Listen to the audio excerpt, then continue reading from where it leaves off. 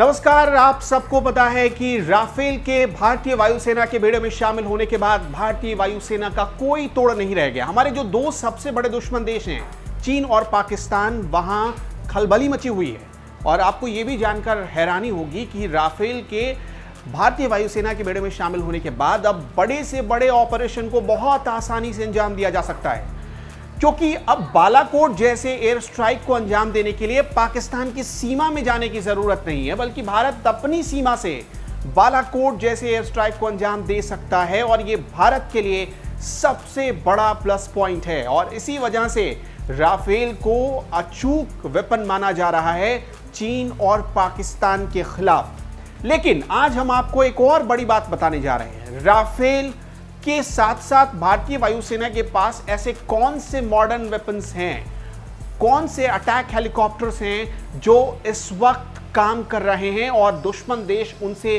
खौफ खाता है। खास तौर पर हम आपको यह भी समझाएंगे कि राफेल हो, चाहे वो चिनूक हो या फिर अपाचे हो, उन्हें ज्यादातर आप देखिए पश्चिम फ्रंट पर यानी वेस्टर्न फ्रंट पर क्यों तैनात किया जाता है, इससे भी आज समझने की जरूरत है। और एक एक चीज हम आपको बताने जा रहे हैं। सबसे पहले आप ये समझिए कि राफेल को अंबाला एयरबेस पर ही क्यों उतारा गया, क्योंकि अंबाला एयरबेस एक तो सेफ एयरबेस है और वहां से लद्दाख तक की उड़ान बहुत आसान है। और चूंकि ये वेस्टर्न फ्रंट है तो इस वजह से भी एक बहुत सहूलियत होती है, और इसलिए इसे उस जगह पर उतारा गया जहां से हम सीधे एलएसी तक बहुत आसानी से पहुंच सकते हैं और हमें ज़रूरत पड़ी तो हम एलओसी तक भी पहुंच सकते हैं।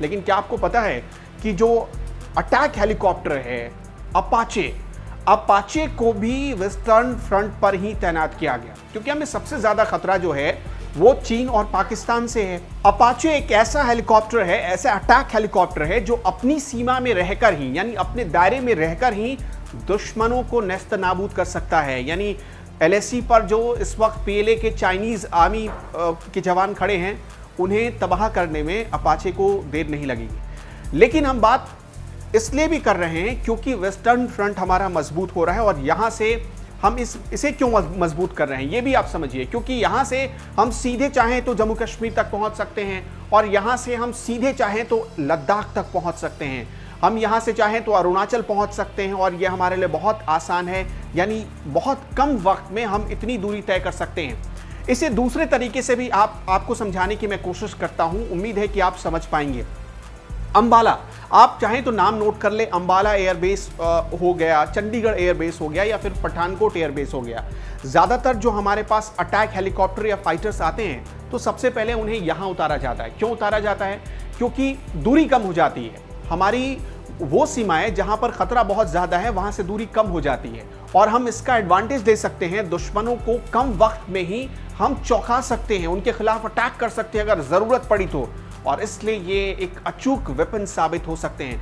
अपाचे के बारे में आपको बता दें, अमेरिका ने इसे तैयार किया है और बोइंग ने अब तक तकरीबन 2200 अपाचे बोइंग ने अब तक बेच दिया है। पूरी दुनिया में तकरीबन 19 ऐसी कंट्रीज हैं जिनके पास अपाचे हेलीकॉप्टर है। और अपाचे की क्या खासियत है वो भी आपको समझा देते हैं। 280 किलोमीटर प्रति घंटे की रफ्तार से यह हेलीकॉप्टर भाग सकती है। और दूसरी बात कि अटैक हेलीकॉप्टर है तो यह हमला भी कर सकती है, ज़रूरत पड़ी तो दुश्मनों पर अटैक भी कर सकती है। और सबसे खास बात कि लाइट वेट है तो इसका एडवांटेज हम ऊंची से ऊंची जगहों पर भी उठा सकते हैं।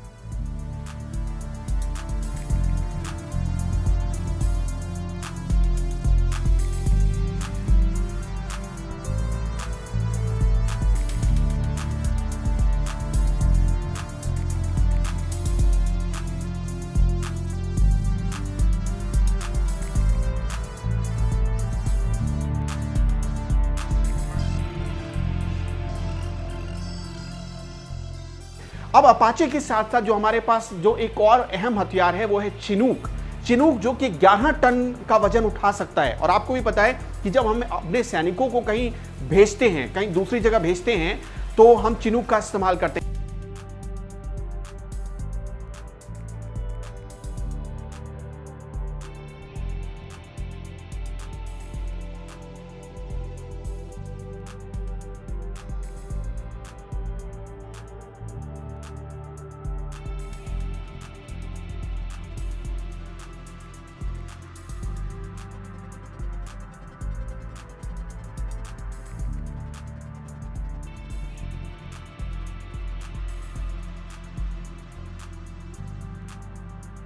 तो हमने देखा कि चिनूक ने किस तरह से एलएसी पर हमारे सैनिकों को पहुंचाया, हमारे टैंक्स पहुंचाए, हमारे वेपन पहुंचाए, और इस वजह से चिनूक को भी दुश्मन देश के खिलाफ एक बहुत अचूक हथियार माना जा रहा है।